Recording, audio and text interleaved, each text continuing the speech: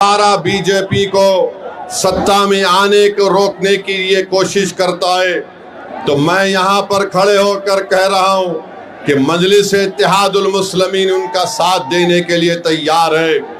अगर इज्जत के साथ बातचीत होगी, हिस्सेदारी की बातचीत होगी, तो मजलिस और ओवैसी तैयार है। मगर अगर तुम बीजेपी को रोकने के नाम पर मुझसे और मटेरा की जनता से कहोगे कि तुमको दरी बिछाना पड़ेगा, अब दरी नहीं बिछाई जाएगी, अब हिस्सेदारी और बराबरी की लड़ाई होगी इंशाअल्लाह ताला। तो मेरे अजीज दोस्तों और बुजुर्गों, आप जानते हैं कि बीजेपी की सरकार में चाहे उत्तर प्रदेश हो या जिस किसी भी भारत का स्टेट हो जहां पर बीजेपी की सरकार है, हम वहां पर देखते हैं कि बुलडोजर से किसका घर तोड़ा जाता है। हम जानते हैं कि किसके किस्मत में एनकाउंटर लिखी हुई है। हम जानते हैं कि किस समुदाय के नौजवानों की जवानी को जेल में डालकर बर्बाद कर दिया जा रहा है। हम जानते हैं कि अगर कोई नौजवान बच्चे कश्ती पर रोजा खोलते हैं तो उनको 40 दिन जेल में गुजारना पड़ता है।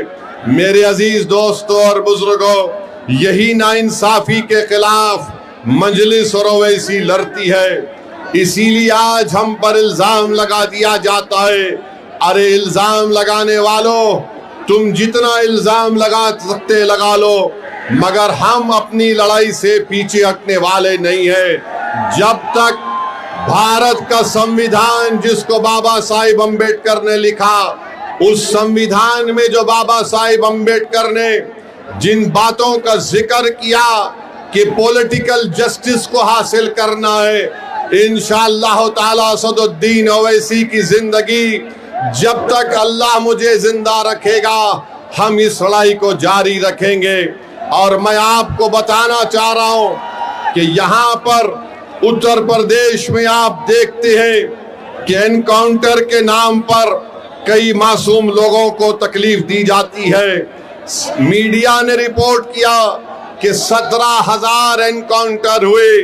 बताइए, संविधान रूल ऑफ लॉ की बात करता है, संविधान रूल बाय गन की बात नहीं करता। संविधान के बरखिलाफ अगर कोई काम करता है तो ये अनकॉन्स्टिट्यूशनल है। ये मैं नहीं बल्कि सुप्रीम कोर्ट के जज ने कहा कि उत्तर प्रदेश में समानता व्यवस्था है। इलाहाबाद हाई कोर्ट के जज जनाब विनोद साहब ने बात कही है। 19 मार्च को मंसूर अहमद को पकड़ लिया गया, पुलिस कस्टडी में रखकर जुल्म किया गया, NSA लगा दिया गया। इलाहाबाद हाई कोर्ट ने फैसला दिया कि मंसूर अहमद को 2 लाख रुपए पुलिस के उस ओहदेदार को देना पड़ेगा। उत्तर प्रदेश के मुख्यमंत्री को मैं थोड़ा बताना चाह रहा हूं कि वो बार बार हर चीज में कहते हैं कि माता है। उत्तर प्रदेश के मुख्यमंत्री, मैं आपको बताना चाह रहा हूं, शायद आप पढ़ना लिखना नहीं जानते हैं।